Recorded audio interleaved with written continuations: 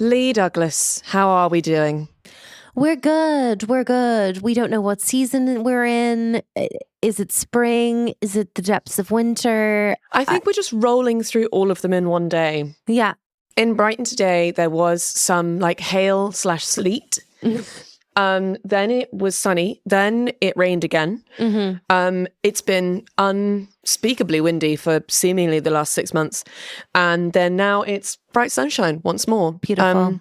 It's beautiful. But when that sun comes through the window, you kind of, the inner cat comes out and you feel like you just need to find the sunspot and curl up and just fuck off the rest of the day. Agreed. Fido, all of our thoughts about the shape of the season have completely gone out of the window because we need to talk about this episode. It's episode 7 and it is election night. Yes, so the thing is, welcome, dear listeners, to Quick House Watch The West Wing with myself, Fi, and the lovely Leigh Douglas. We're kind of just confused, quite honestly, about what's happening here. And I have a theory, Leigh. Mm-hmm.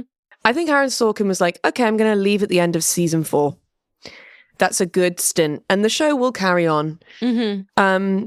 But I won't go quietly. I will not go quietly into the night.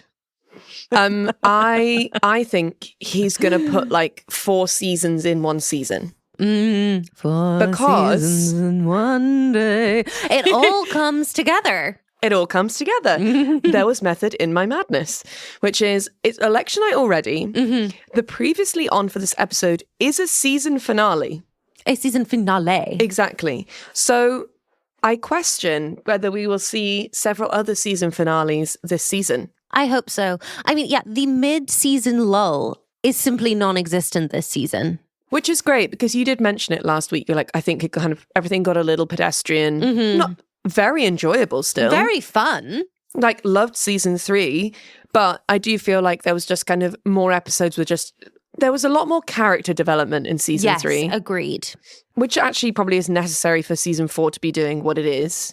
But I do feel like we had a lot more of that. There was a lot more kind of interpersonal relationship work happening.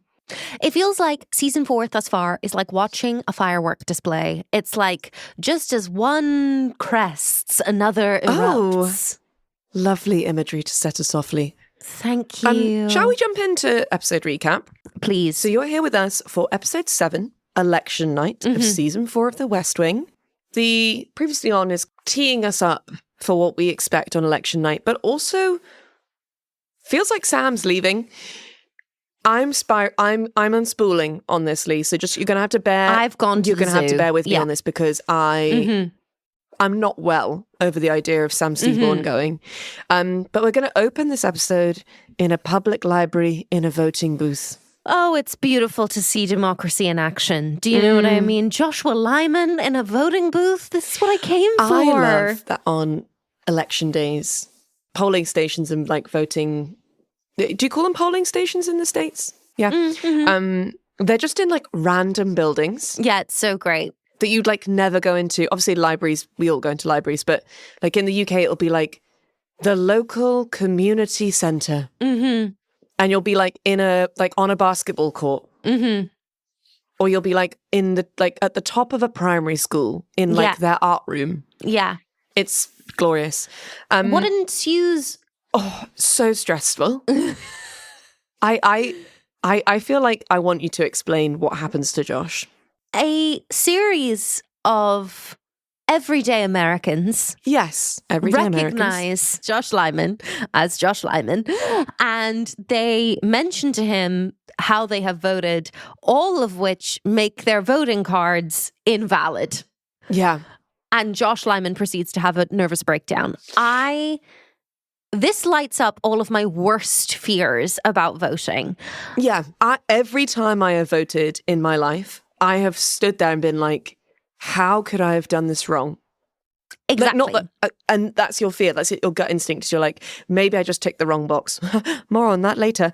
I've never had that more viscerally than when I flew home to Ireland to vote in the Repeal the 8th campaign. because it was something I cared so much about. And it felt like, it was a once in a generation opportunity to legalize abortion in Ireland, which had never happened before. They'd tried in the 80s and it had failed. And it was like, this is my generation's moment to make this happen. And if we don't make it happen, it's gonna be another 40 years. Yeah. Before we get this chance again for Irish women. I'm like literally getting emotional thinking about it. And I cared so much about it. I flew over in my Repeal the Eighth jumper. I was one of thousands of young Irish women who did that. And we were all in our Repeal the Eighth jumpers. It was like one of the most emotional things I've ever experienced. And then I was in the voting booth. And obviously the voting card is both in Irish and in English. My Irish is not what it should be. And then I'm panicking looking at the Irish. And then obviously I'm like, there is also English there, Leigh. Calm the fuck down. And then I'm also like, but is it yes or is it no? I know I want abortion to be legal. Yeah. But am I and you saying... get lost in the semantics of it all. Am I saying no to abortion or am I saying yes to repealing it? Very confusing.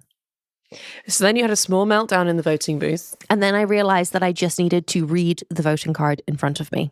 Yes, and not panic. And then go and have a nice Guinness. So that was my version of Josh Lyman's meltdown that we see to open the episode. I do think it was this kind of group of people, the everyday Americans were perfectly cast. Yes. And all of them were like, I've just done the good thing and I've voted for our guy. And just him being like, no, that's not how you should do it though. And I was invested in this. I've just put in all capitals in the shared doc. Teach people how to vote in school. It's so important. Literally just show kids what a voting card looks like, what the language is. Teach us how the government works. Teach us. I honestly, anything. Like we had so many kind of like, I guess you'd call them like civics lessons in the UK. But we tend to just learn about sex education I didn't go to a religious school. They're just trying to stop everyone having sex without protection because that was just happening so much. Not to me. No one wanted to ask me out, but I was aware of it. At no point was anyone like, this is what taxes are. This is what an MP does. This is what the cabinet means. This is the kind of like remit of the Prime Minister. No one taught us that. So the first time I voted, I honestly didn't know what I was doing. No. So I just think, teach it in schools. And there's a reason that they don't. They teach people who they want to know how to do it. They teach in elite schools how the government works. And they teach in private schools how the government works. And they don't do that in comprehensive schools. They just teach us how to put condoms on. And so to that I say, let's revolutionize education in the UK. It all gets a little bit dark quite quickly. Yeah, you can't pick at the surface because then it gets very scary.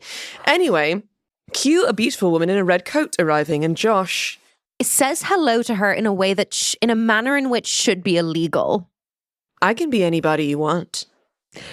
Josh, I'm going to need you to tone it down a smidge. I cackled at that. I thought that was really funny. I love Josh Lyman being like, I'm bustling, and then, oh, but woman. I could get laid. Like, come on, man. And then there was a reveal, Leigh. That it is the flash mob of pranks. It's a prank. Toby Ziegler gets his own back. It's a callback to last week's ep. I'm sorry. That was not funny, and I did not enjoy that, Toby. Much like last week, I did not enjoy that, and I feel very stressed. And I am too stressed in the context of like elections being robbed and elections being fixed or not fixed, and that kind of being quite a big thing in recent history. I felt very stressed. Yeah. However, I will say the smashed credits was lovely. Yes. With Josh doing a double door opening a la Aragorn. Love. And just shouting yes and doing kind of a fist pump. Yes. So that was good. It's 10 a.m. It is. It's election day. I feel sick, even though we know who's going to win. I don't like it when we're overly confident like this. Aaron's taught us that we shouldn't be overly confident, right? Which is Toby's point, exactly. What he says is, of course I wrote a concession. You want to tempt the wrath of whatever from high atop the thing? Which is the only way in which I will be referring to God from now on. That's such a perfect line of dialogue. It's so beautiful. It's poetic. Poetic. I love it. No notes, double stamped, gold star. Thank you, Aaron. Sam's like, oh, I can't believe you wrote a confession speech. They then send him out of the room to like kind of like turn around 3 times on the spot and spit on the floor or something. And I love that, like, kind of like athletes, there's like a level of superstition. Well, yes, this is what I was saying last week about Kirsten Dunst in Wimbledon and her tennis racket. Anyway, CJ tracks down Toby. Listen, I know better than to stick my face in your personal life, except, you know, for sport. I love their friendship. It's beautiful. But she says that essentially the congressional board have found out that Andy is pregnant. They've worked it out. And she's like, you guys need to kind of announce what's going on. You guys need to get ahead of this because it is messy as fuck. Well, so what she's saying is it looks bad that a congresswoman is having a child or children without having a husband. Yes. Despite the fact that she is doing it with her, at this point, her ex-partner, that they were married. I just think that's very antiquated. But feel like that is still how the US government functions. Like there's a whole political party that is centered around family values. It all comes back to white, far-right Christians. They are obsessed with the sanctity of family.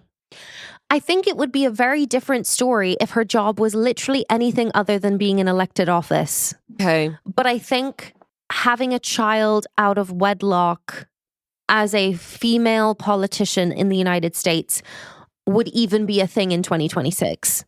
Really? I don't know that that's happened, to my knowledge. I mean, to my knowledge, I don't know how often that happens in the UK, to be honest. But yeah, in 2002, Definitely I think not. that would be pretty bold. Being pregnant and giving birth while in elected office in the US. So also part of the problem is just being pregnant in general. As a female politician, yeah, for sure. Jesus Christ. Luckily, Bonnie comes past looking glorious. She's in this like tight red, like little sweater, long sleeved, with a little grey skirt on, hair looking gorgeous. Hi, Bonnie. Not Good to seen see her in a you. while. Lovely to see you, Bonnie. Yeah. Give her a little bit of dialogue. Hot off the presses from Will in Cali. They're currently, the Wild campaign is currently leading in the polls. Do you think they're going to win? It feels like it's too good a story For it not to go anywhere. And just to go, oh, no, they lost. Never mind. Meanwhile, in a New Hampshire church, it's Abby and her awful bangs. She comes out of like the polling booth and they're like, First Lady, who did you vote for? And her response is iconic. Her response is iconic. Nobody, I was just fixing my makeup. She's a drag queen. She is. Like, that's straight off of RuPaul's Drag Race. She is a drag performer. Jed also casts his vote. There's some sort of kind of classic nerding out. He's just letting his freak flag fly. He's just voted for himself for president of the United States. He then just sort of like cites some law to the press pool who are there. And I like that. When he gets all roused up and he just sort of starts citing old books. We know he's in a good mood. In a good mood. It's like when he had the chessboard all over again. Honestly, him and that chessboard. He walks out and goes to get in the limo with Charlie. And then he says, hey, Charlie, have you got a couple of aspirin? I've got a headache. I'm immediately panicked. I'm immediately, consider me sobered. Because, of course, that's why it feels easy, because something is going to go wrong with Jed's health. And then Jed's just like, holds like Charlie by the arm and he goes, just you and me today. I'm fine. I'm devastated. Obviously, the trust that he has for Charlie is quite honestly moving, but it's also incredibly like moving. That's a lot to put on a young man who's actively aware of your like physical health condition, to be like, just me and you in the loop about how I'm feeling today. Don't tell anyone. Also, a small sidebar in the most respectful way possible. Charlie is looking fine. Honestly, delay at the moment. It's looking He's sensational. in like a navy wool coat. He is wearing the coat. think Doolittle knows how to wear a coat. He wears a long coat very well. Very I also well. think from season 1 to now, we're showing that he's had a period of time on a certain salary. I think 'Cause perhaps he has been taken shopping by Sam Seaborn. I would love that. Mm-hmm. And Josh was like gonna come and then like cancelled last minute and then like met them for a beer afterwards, but then was like, I've got a date, and then left. Yeah. And Sam was like, he does that. Mm-hmm. Oh, boys' day out. Charlie hands Jed some things to sign. Jed can't hold the pen. Oh, God. This was a point where I was like, I think I'm going to cry. Yeah. Because I really didn't want today's episode to be like about Jed having like a physical episode. Yeah, an episode. We cut to 1:30 p.m. and we get like information up on the screen to say that Bartlett currently is leading over Richie, and Wild is also leading over the opposition in California, but both of them only by tiny margins. Let's keep track of those margins. Yeah, it was at this point that I was like, surely we're going to see Joey Lucas in this ep, right? We're kind of robbed of her because I didn't see Marley Matlин's name on the opening credits. Please don't let it just be a 1-episode arc for Marley this season. Yeah. Would like to see Joey back, to be honest. Yeah. Then we talk about rain. We do talk about rain in Oregon, to which I would say, when is it not raining in Oregon, respectfully? I don't know that that's newsworthy. Josh is losing it. He's in a corridor. He's monologuing. I would say he is soliloquying. Just in a darkened hallway. It's so bang on character, isn't it? To which Donna responds, Pumpkin Patch, is there anything I can do to get you to go to the movies for 8 hours? Which was so fun. I love Pumpkin Patch as a term of endearment. Yeah, me too. She's also in a lovely grey ensemble. I think it was really like the noughties very much felt like the time where you would like, as a young professional woman, you would buy like a dress that was like short-cut at the knee and then it would come with a matching blazer. Agreed. I miss that time. Yeah, I enjoy that. I'm going to co-sign you on this outfit being fantastic. Donna then kind of Donna's herself because she's like, oh, I did my like postal vote. What do you call it in America? My absentee ballot. That's the one. And was like, I wanted the president to sign it to be like, oh, this is what, I did this vote for you. And Josh looks at it and is like, that's an invalid vote. Well, actually, it's not invalid. You've just voted for Richie. And the whole Republican ticket. Yeah. In Wisconsin. Yeah. A swing state, famously. Yeah. I liked this storyline because it goes somewhere fun, which feels like it's going to lead somewhere. However, in this moment, I do feel like this is a little unfair. Listen. Hey. Many an intelligent woman has had a dumb bitch moment. Truly. Truly. Many an intelligent man has had a dumb bitch moment. Honestly. But this feels a little bit like, when in Friends, Monica Geller went from someone who was kind of tidy to someone that was her entire personality by the end of the show. It just feels like Donna is green. She's not an idiot. Exactly. Which is like, I think later on in the episode when there's a sort of, we meet a new character. It's like, oh, did we have to find a reason for her to meet that new character? And this is what we chose. It's a fun meet cute. I love it as a meet cute idea. But I don't love it for Donna. No. To Debbie. Hi, Debbie. Debbie's come in with, I've got a new job and I'm making changes. It's a very you energy, Fiona, and I love it. Thank you. It's the highest compliment you could give me. It's very much like my predecessor may have had a system that will bear no bearing on my system. Truly. She bars Josh from entering a meeting because he has not read her memo. Specifically the senior staff meeting. The one in the Oval. The one with the president. That is the one that he is being barred from. Did you happen to get my email on the 3 new rules for the week? I got it. I read it. It was good stuff. It's possible the salient details escape me. Rule number 2. You don't attend senior staff without the briefing memo. The agenda's outlined and there are up-to-the-minute details on priority items. And still half the meeting is spent regurgitating the memo for those staff members who have difficulty holding on to salient details. I'm obsessed.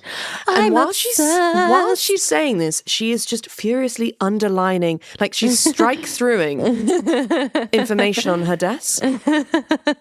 He then says something insane to her. Mm-hmm. Okay, I'll humor the new girl.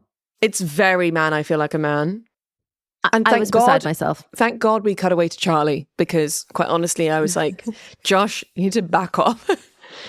So Charlie is called down to the security desk. Mm-hmm. And hello, Anthony, and your very, very, very tall friend. Yes, very tall football player friend. So Anthony has brought his footballer friend from high school. Mm-hmm. Because his friend is going to go to college to play football. In the Big Ten, which is a big deal. Big deal. But was pulled over when he was driving and had an open can of beer in his car. Mm-hmm. He did pass the breathalyzer test, mm-hmm. but like Anthony's like, basically, I said that we could come here and like you could fix it. Mm-hmm. And I do think that there's something wonderful here because I think this means that Anthony trusts and respects Charlie. Yes. Because it doesn't feel like, oh, you can just fix it. It feels like you have power and I need your help. It's like a begrudging respect that is beginning to grow. Mm-hmm. I am, however, completely obsessed at how irritated Charlie is that Anthony doesn't get his Officer Krupke reference. No, and then just responds with, you got to see a musical. It's a really nice storyline and kind of Charlie taking these two young men just like round the West Wing. It's so fun to see because Charlie is kind of always the most junior member of the team, no matter who he's speaking to. It's really cool to see him, and kind of cute, but not to infantilize him, but it's really cool to see him be the person with the highest status in the scene. Yeah. So he's walking them around these halls. And he's taking these young men under his wing. I then cried actual tears of laughter at the most stunning Josh Lyman pratfall thus far. I think it's his best so far. And Bradley Whitford is so good at a pratfall.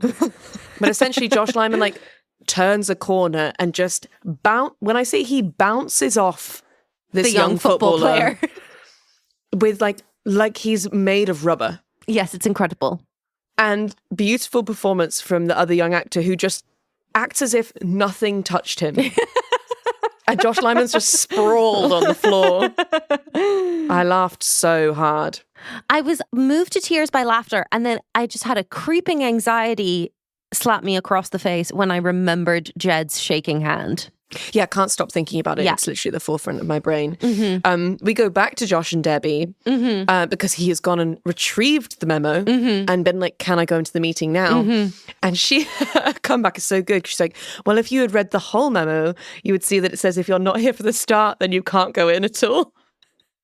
Which is such, it's such a baller move to be like, oh, so you need the memo to get in. And then the person brings back, he's like, oh, but you couldn't actually get in the first place. Lest we forget, he is the Deputy White House Chief of Staff.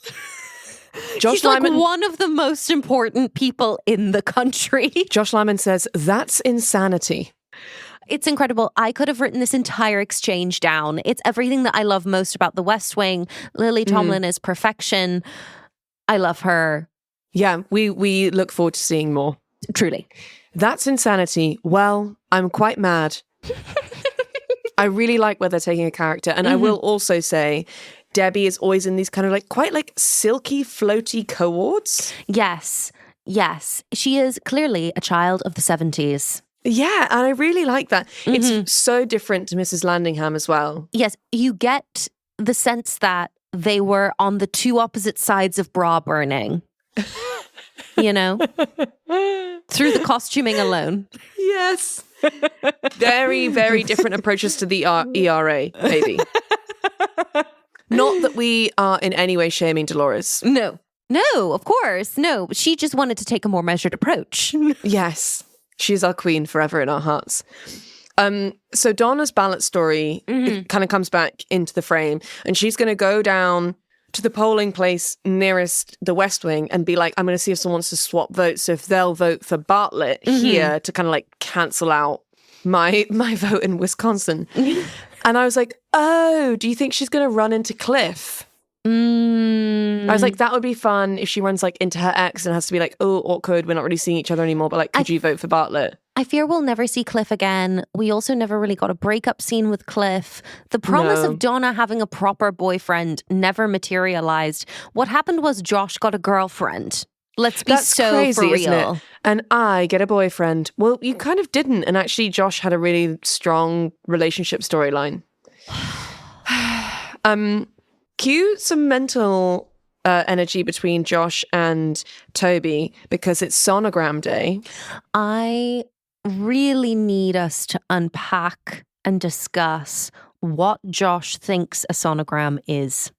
So he used a medical word, or Andy was like, oh, I think you're thinking of this, which I think is they use like sometimes they use like a big needle to like remove fluid from like around your heart sometimes. I think that's what he kind of thought something going on. He thought that they were going to see the babies by putting a massive needle in Andy. Fine. Yeah. I would also be fascinated to see the process of Josh becoming a father. He's giving last in his friendship group to have kids. Yes. And then when he does, being like, guys, I don't know if you've ever experienced anything like this. And all of his friends with like 2 to 3 children being like, yeah. And then he's like, oh, you should like bribe the nurse. Yeah.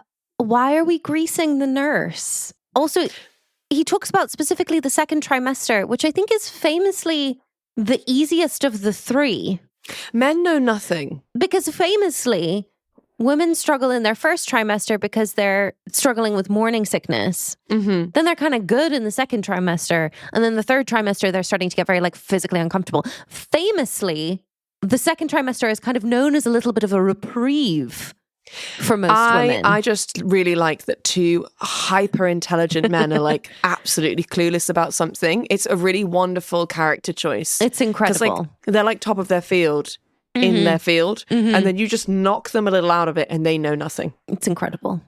We have a moment with Sam on the phone to Will, discussing that we think like Wilde might win. Wilde is going to win. From this moment on, I was like, Wilde is going to win. And you just see this flicker of Sam being like, ooh, I think I regret promising that I would take the seat. It's very much the energy of me suddenly remembering that I agreed to do a stand-up gig multiple trains away.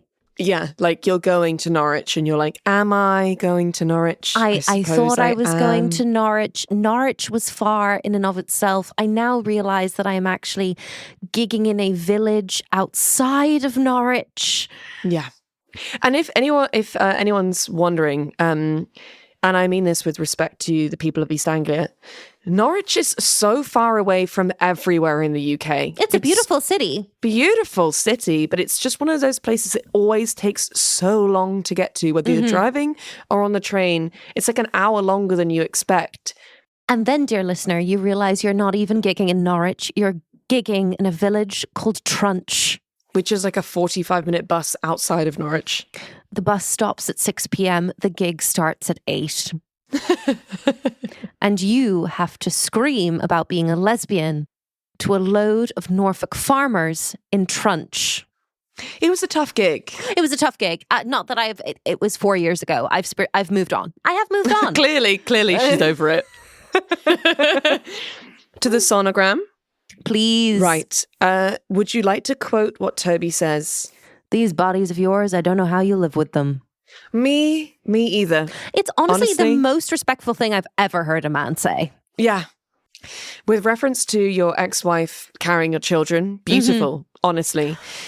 This was the moment that I realized that I was unfortunately going to be unable to handle emotionally the process of watching Toby become a father. Yes, yeah. That's going to be a rocky road for me, I think, in the old weepies. He does choose just before the sonogram to tell Andrea that the board know that she's pregnant. Bit stressful. And then he says, let that be my first act of fatherhood, drafting a release. He loves her so much. With such intensity that I'm like, oh my gosh, Toby's going to be like so fun as a dad because like he'd be like, I'll help you with that project and go all in. And it will be very much be, what the hell is this teacher doing? Let me go in and speak to the teacher. I'm going to speak to this idiot. Yeah. And then they have the sonogram and they hear the baby's heartbeats. And Andrea says something very beautiful, which is that she's like, oh, the reason why I didn't say anything, I haven't disclosed anything until now, is that until basically this point, which is 12 weeks, so many things can go wrong. Yeah. Which I think is just like a very beautiful line to add into the script to like give weight to the fertility storyline that we've built up here.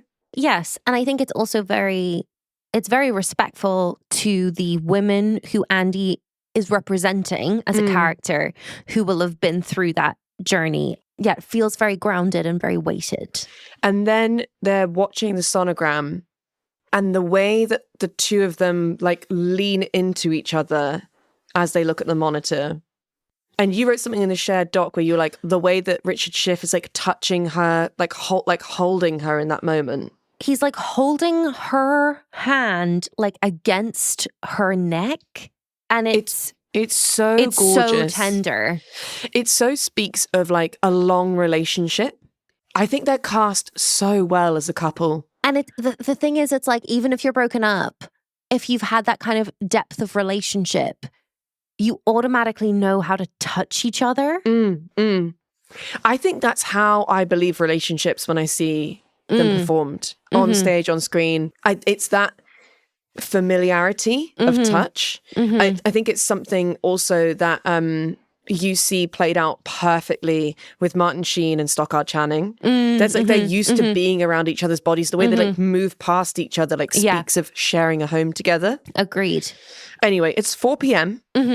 Bartlett is pulling ahead against Richie, thereby a bigger margin, but it's still basically neck and neck in OC. Crazy. Donna is still waiting outside the polling station to try and find someone to swap votes with, and bumps into Sam, who tells her about the fact that he promised to stand in for Wild. I love that Donna is the person Sam is telling. I value all of their friendships so much, and I love that we're allowed to expand on their friendships outside of like workplace conversations. It makes it feel real. And the way that Donna is so supportive and is like, of course you should do that. She says, that's so exciting. Conjecture at this point is I am emotional at the prospect that Charlie will be taking the young footballer to vote for the first time. Because he's like, oh, I've got to go and vote. You guys can hang around with me until then. And obviously Anthony can't vote. Not because he's not old enough, but because he has a criminal record? No, because he's not old enough. I don't think he's 18 yet. Oh, but that's also a thing, right, in the States? It is for felonies, misdemeanors. Not misdemeanors. Okay. Yeah. So Anthony can't vote, so he's not registered. And his friend was like, oh, I think they registered me at school. And you can see Charlie get this little glint in his eye being like, well, we're going to find out where. But to the Oval, and Debbie is installing a new phone. I am obsessed. Debbie is dialing with a pencil, which is so classy. Honestly, it is. Jed looks ruffled. Jed is worried, and therefore I am worried. And he's like, oh, why are you changing the phone? And she's like, oh, well, this is a new phone. So you just need to press 1 and then it will come through to me. And then basically you can tell me who you want to dial for and I'll do that. And he's like, well, why do we have to change? And she's like, well, sometimes we have to change things. And you can see him like getting frustrated with her. And she kind of very calmly says, I don't think you're frustrated with the phone. I think you're frustrated with today. Which is very nice. And then she says, oh, the thing is, because he says, I'm perfectly capable of dialing my own calls. And she's like, yeah, I know that you are. However, if you ask me, then I can make a log of all of your calls, because there might come a time where you don't recall the calls that you make. And then I can have a log of it. This is the moment that Debbie enters his inner circle. Yeah. Of trusted, closest people. And I think Debbie's forward thinking about supporting his illness and like accessibility that might be needed is really beautiful. I just so desperately need Jed to tell someone that he's not feeling well. Yeah. To California. There are 10 votes in it, Fiona. Cheryl, it's Will Bailey. How you doing? Fine, thank you. There are scattered power outages in the Casa Verde precinct in Santa Ana, and the streetlights are going on and off in the only legitimately Democratic precinct I've got. So if I lose by 100 because people couldn't cross the street, who in your office would I talk to about election tampering? Thanks a lot, Cheryl. I appreciate it. Obsessed with Will Bailey. Really great. And like everyone's bustling around, and he's like, we're going to take to the streets. Gorgeous. It is so close, it's making me feel ill. Yes, I will say, is this going to be Sam's new team? Which would be great. And I do feel like, is it Elsie Snuffin? We love Elsie Snuffin. Would love for Elsie Snuffin to return. She's in this episode. I'd love for a little arc for her. I would love an arc for Elsie Snuffin. I'm obsessed with Elsie Snuffin. Elsie Snuffin is my screenwriting sister. Also, I had the horrifying thought at this point of like, are we setting up for losing both Toby and Sam? Oh. Because Toby is so moved by fatherhood and Sam is going to be his own politician. Yeah, so I hadn't even thought of that. I feel like I'm like, if Toby retires, what if Sam then gets promoted and Will becomes his number 2? Mm-hmm. But then I was like, oh, wait, what would happen when Leo goes? Because then would Josh go up into Leo's job? Or like, I'm just very scared about change. Same. To Donna? To Donna, and can she get this damn vote? She's speaking to a young Republican man wearing a bow tie. Yes. He has a smug nature about him. Bless this young man. Do we bless him? I don't know that I bless him. He's sort of like, he's basically like, you're a dumb bitch, and then walks into the building. And then she screams after him that he's a fascist. Love. She's also in a gorgeous cream coat and like a pale pink tartan scarf. She looks beautiful. And then a man gets out of a car. Lieutenant Commander Reese. A young Republican A young, man. strapping Republican. Is this going to be Donna's new boyfriend? She's got a type. Yeah. And that type is Republicans. young, hot Republican. Because famously, Donna is what? A libertarian. She just doesn't know yet. So this is our meet cute, which is he's like, because she's like, oh, this is what I did, blah, blah, blah, blah. And he's like, okay, I'll do that. And she's like, oh, do I not need to convince you? And he's like, no, I trust you. It's an honor thing, right? Which is hot, to be honest. But he was previously working on submarines, world's most terrifying job. Props to him.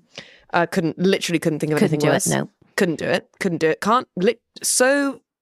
Have such bad claustrophobia, like can barely be in a lift, elevator if you're in the States.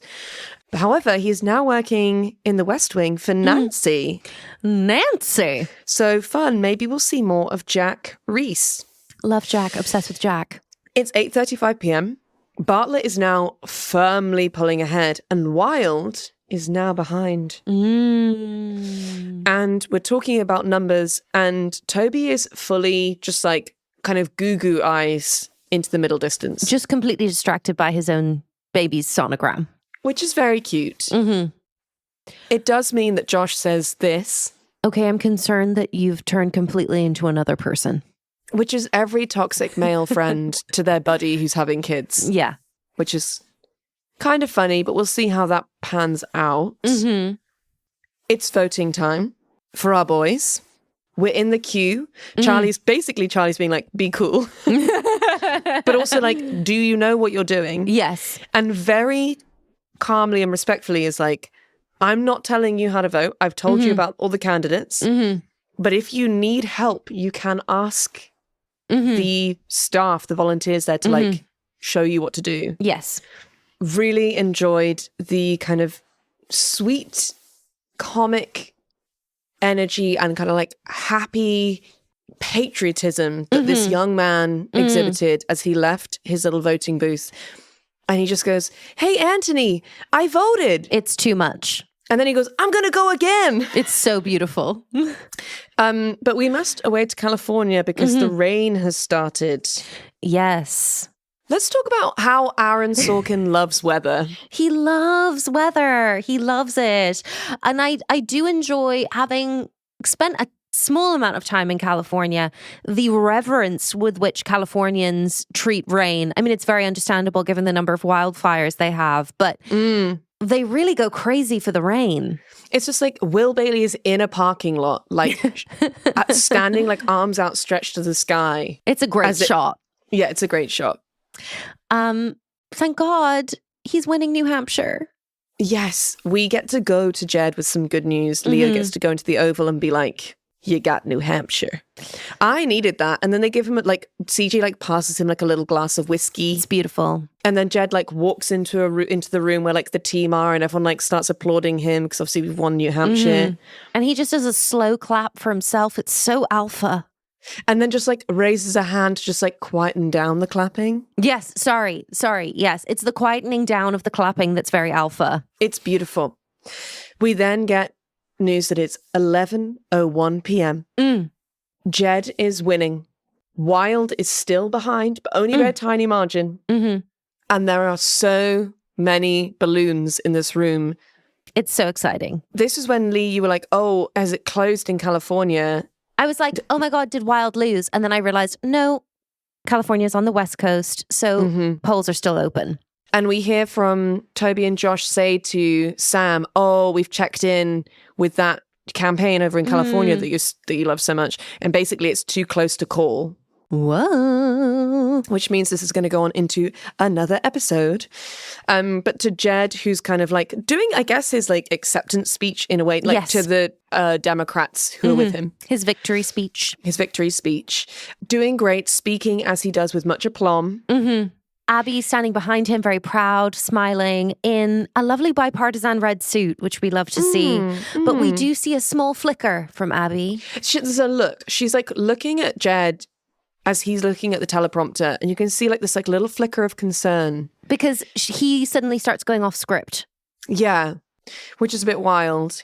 You then ask, as we are all asking, where are the Bartlett daughters? Where are surely they should be stood behind.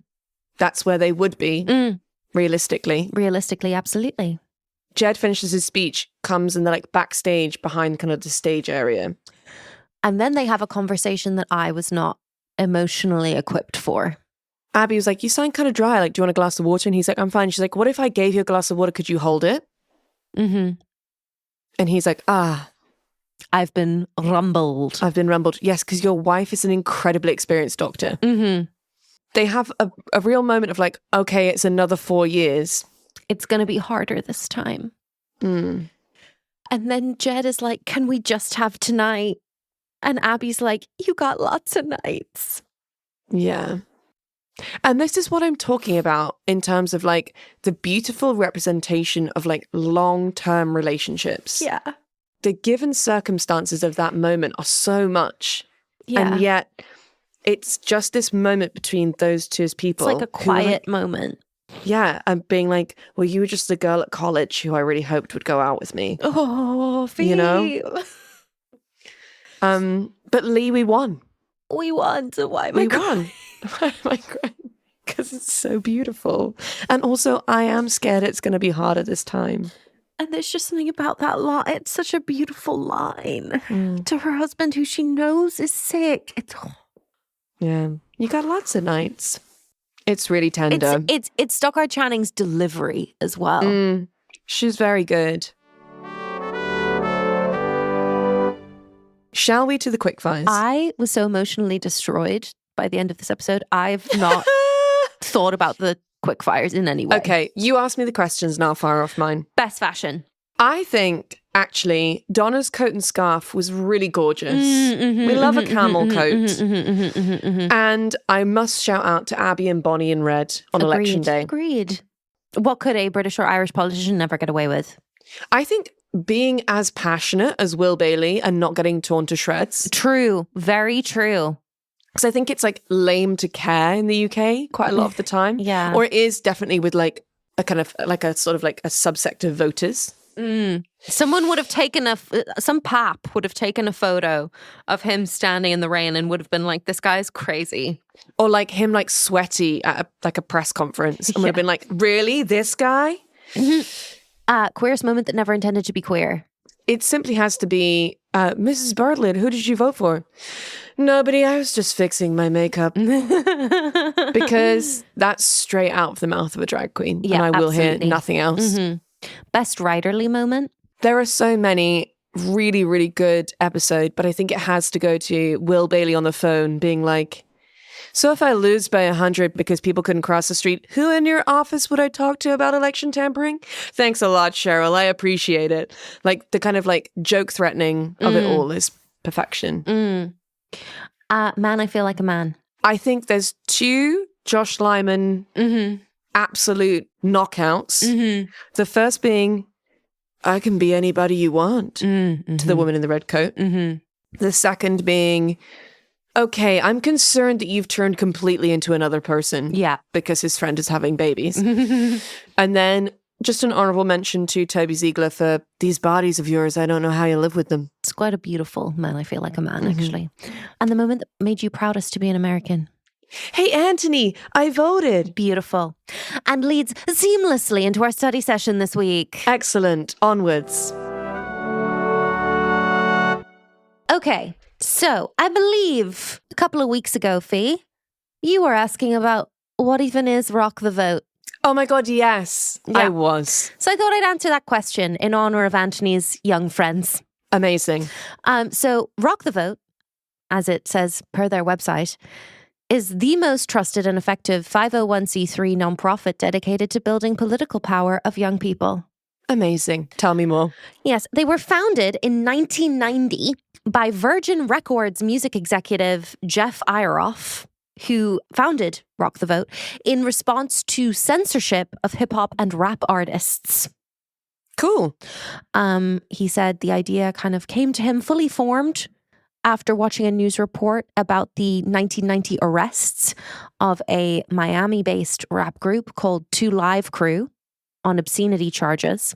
There was a real kind of family values thing going on against obscenity in music in the 90s / late 80s. Jody Utall, the co-founder, said the idea is to raise the political consciousness of kids and make voting hip.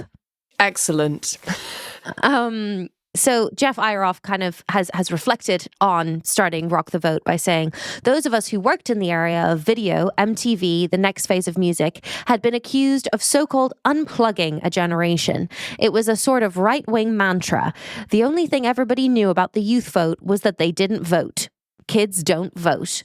I called my assistant, Beverly Lund, who is basically the mother of MTV, and she goes, hey, I'm active in the Beverly Hills Democrats. I'll put it all together. We did a meeting with all the record executives, and a bunch of guys who worked for me over the years had matriculated to becoming senior vice presidents or presidents of record companies. So there are 60 of us in a ballroom at the Four Seasons Beverly Hills, and we put together Rock the Vote. That's very cool. Also, shout out to being called the mother of MTV. Obsessed with Beverly. Obsessed with Beverly, repping it for EAs everywhere. Yeah. By being like, yes, I'm active in the Beverly Hills Young Democrats. So basically, this is also prompted by the fact that the 1988 presidential election saw a really low voter turnout in voters between the ages of 18 and 21. Only 33% of 18 to 21-year-olds voted in that presidential election. And hey, you know, George H.W. Bush, I'm going to say, for me personally, not an inspiring candidate. Now, in 2024, youth turnout was slightly down from 2020, but 47% of 18 to 24-year-olds voted in the 2024 presidential election. Oh, okay. A 1989 survey of 1,006 youths by People for the American Way found that only 12% of 18 to 24-year-olds rated voting as a basic tenet of good citizenship in 1989. Wow. Jonathan Cohn, a 22-year-old assistant editor for the American Prospect, a liberal quarterly, said, there's a whole generation of people growing up who should be our future leaders, but who are very disaffected, and that's scary. And hey, It still is. So this is where we find ourselves at the start of the 90s. Rock the Vote launches. Their first partnership is with MTV, and the theme of their first campaign is censorship is un-American. And it was supposed to politically activate young people to exercise their right to vote and represent youth issues. And the campaign featured the likes of Ozzy Osbourne, Michael Penn, Lenny Kravitz, Iggy Pop, and the one and only Madonna, in red lingerie, draped in the American flag, singing her hit song of the day, Vogue, but with the word Vogue replaced with vote. I will be looking up some footage of that.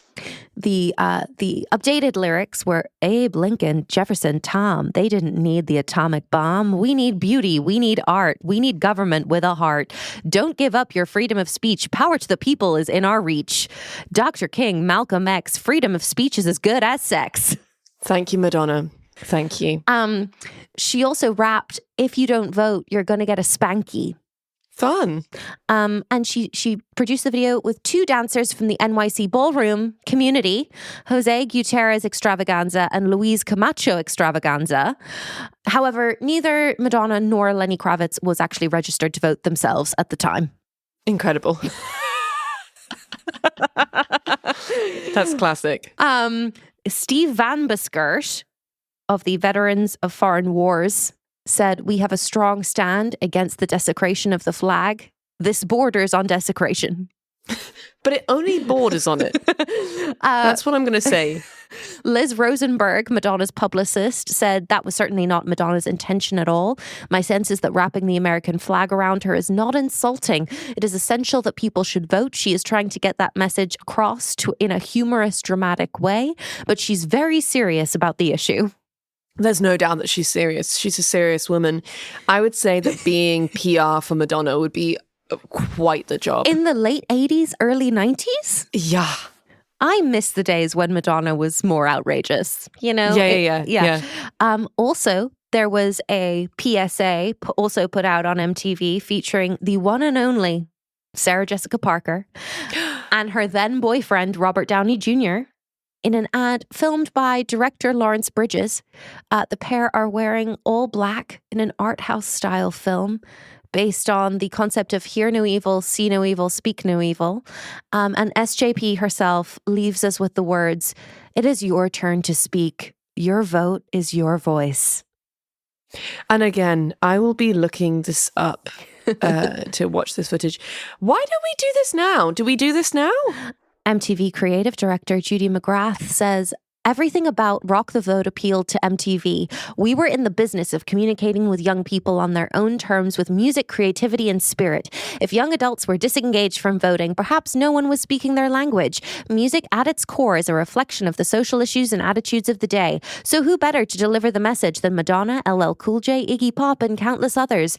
Jeff and the Rock the Vote crew knew it, and they nailed it. We couldn't play those videos fast enough. Yeah.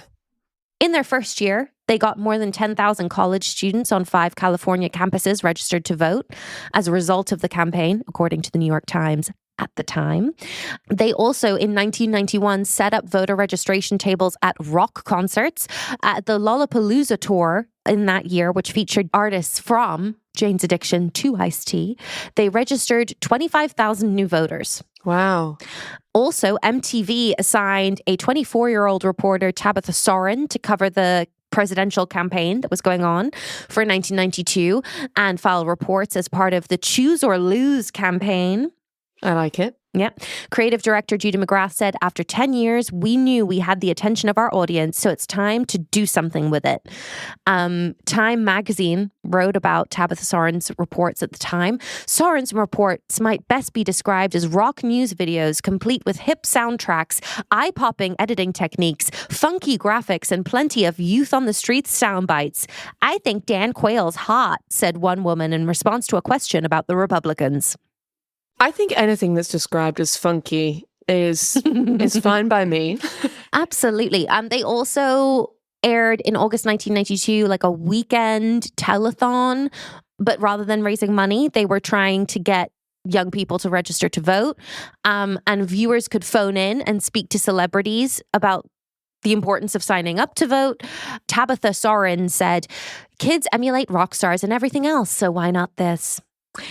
She's not wrong. She's not wrong. Bill Clinton won the 1992 election in big part due to young voters. There was a 37% increase in participation in voters aged 18 to 24 in comparison with 1988. It was the largest youth turnout since 18-year-olds were given the right to vote in 1972. Prior to that, voting age had been 21. Wow, that's an amazing statistic. Mm-hmm. So yeah, it was a big deal. REM, the band, has played a prominent role in Rock the Vote since 1991, when their Out of Time album came out, and they included postcards addressed to senators in the album to support the Motor Voter Act, which was an act that Rock the Vote was lobbying for in Congress that would require voter registration cards to be issued alongside whenever anyone was applying for a driving license. Right. Yeah. And at the first annual Rock the Vote Awards in 1994, REM was honored as artists making a significant contribution to our common future through extraordinary achievements in empowering young people. It's got a long name, but I like it. Across 1992 and 1996, Rock the Vote got 850,000 young voters registered. Wow. They also, from the 1996 presidential election, started sending artists into the field, meeting voters in swing states, and performing at Rock the Vote concerts, such as we saw earlier in this season of The West Wing. Excellent. There was also a launch in 2000 of Rap the Vote, which was an offshoot of Rock the Vote, focused on engaging Black youth, which I think makes sense if that's happening in 2000, that we're getting this focus in this episode with Anthony and his friend in a 2002 episode. People recruited for Rap the Vote included Mary J. Blige, Common, Erykah Badu, and the rapper who will not be named, The Abuser. And they included televised PSAs, town hall meetings, concerts, and automated phone calls from artists like LL Cool J to young people to encourage them to vote. Also, the rapper who will not be named launched the Citizen Change movement and released an iconic Vote or Die t-shirt. In 2004, Rock the Vote did a 5-month, 50-city bus tour, starting with a concert in Los Angeles. Are you ready for this 2004 lineup? Please. Headlined by 213, the hip-hop collective consisting of Snoop Dogg, Warren G, and Nate Dogg, and featuring, among others, Joss Stone, Maroon 5, and Adam Brody and Rachel Bilson of the OC. Incredible. What the last two were doing, I don't know. I don't know what their act was. I have no idea. I'm hoping that they were like kind of hosting. But I would love for them to have done a musical turn. I would love for them to have done a number. There was then, in the ensuing tour, featured artists like Q-Tip, the Donnas, the Black Eyed Peas, and the Chicks. Oh, the Chicks. Also, like, shout out to Black Eyed Peas. Yeah, you know? Beautiful. By the 2008 election, by the election that elected Barack Obama, Rock the Vote had registered their 2 millionth voter. Wow. Christina Aguilera appeared in a 2008 Rock the Vote PSA, singing a stripped-down rendition of America the Beautiful while rocking her 5-month-old son, Max, who was draped in the American flag in an homage to Madonna. Christina Aguilera said, "It was really important to me to get involved and excited about this election in particular, being such one of change and new development for our country and for the future of my son. Instead of wrapping myself in the American flag, I would wrap my son, sort of pass it on to the next generation." Thanks, Christina. Thanks, Christina. Also, thank you, Cheryl Crow, who first got involved with Rock the Vote by clicking through the first ever online voter registration form to show everyone how the newfangled technology worked. But then later in 2008, she gave away free downloads of her 2008 album Detours, we remember it well, to those who registered through Rock the Vote. And she was motivated by the feeling that the American people had been lied to by Bush regarding Iraq. Also, now if you're ready for a 2014 lineup, Please. in the 2014 midterms to motivate millennials to vote, Rock the Vote capitalized on the Lil Jon and DJ Snake hit Turn Down for What? Wow. And featured an ensemble cast including Whoopi Goldberg, Lena Dunham, Fred Armisen, and Devendra Banhart, who danced to the song while pledging to turn out for global warming, women's rights, and prison reform. How did this pass us by? I don't know. We were in uni drunk, I guess. I believe, yeah, that's probably what we were up to. Yeah. That year, Rock the Vote registered almost 700,000 voters, a vast improvement from the prior midterms when they'd registered 250,000. So thank you to Lil Jon for that. So now, Rock the Vote still exists. They are continuously adapting to the changing landscape of media, technology, and culture to break through to empower each new generation, according to their website. Gen Z and millennials now make up 44% of American voters. This is important. This is so important. I am being so for real right now.